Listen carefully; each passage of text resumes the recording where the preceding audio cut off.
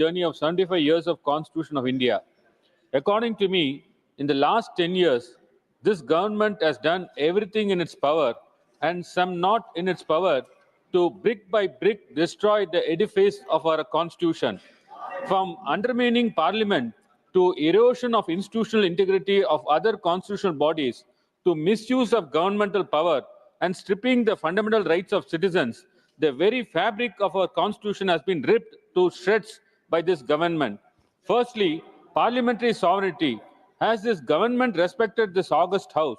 In 17th Lok Sabha, more than 221 bills were passed, but one-third of these bills were passed with less than an hour of discussion or with no debate.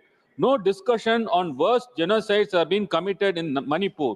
Standing committees have been reduced to paper committees. In the 17th Lok Sabha, only 16% of the bills were referred to standing committee for detailed examination, in contrast to 71% of the bills referred to standing committee in UPA regime. Important bills were passed without any debate, which made the Chief Justice of India to comment on it. Secondly, the judiciary. I would say the undeclared emergency now prevailing in this country is government's threat to independence of judiciary. Some High Court judges have started attending political meetings and giving speeches in language unheard of in this country in hopes of further elevation or post-retirement jobs.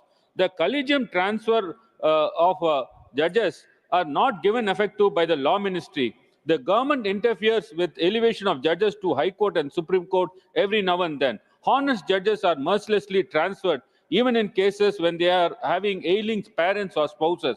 Elevation of judges who follow their conscience are not notified by the law ministries and sit over the recommendations for about 1.5 years together, despite Supreme Court Collegium reiterating its recommendation multiple times. Is this you have maintained independence of judiciary? Are we to celebrate this? Thirdly, the social justice. Every step is undertaken by the government, including higher educational institutions, to destroy reservations in education and employment under the guise of merit.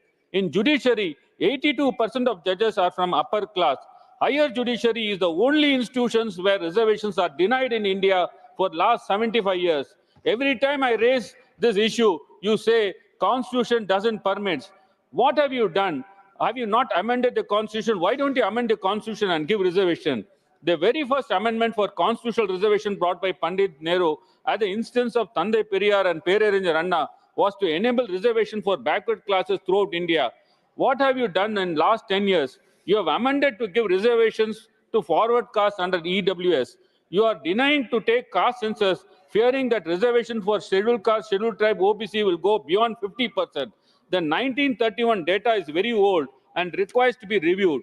You hide behind judgment in Indira Savani's case, and you have taken no steps to amend the Constitution to increase the artificial 50% cap for reservations for SC, ST, OBC put together, brought by the judiciary. Are we to celebrate this? Fourth, about the language.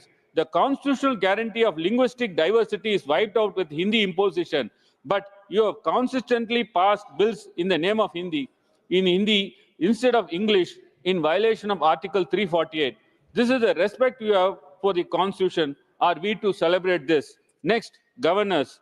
They are the death knell of state autonomy and cooperative federalism, who are acting as a political opponents and publicly contradict policy of the state governments, delay and even withhold the bills with regard to the bills passed by the state legislature. Are we to celebrate this? Lastly, the economic subjugation of southern states by unfair allocation of GST and funds.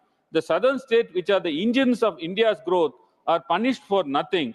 Are we to celebrate this? Sir, I conclude by saying this government has given us no cause to celebrate by the injustice they have done to our Constitution.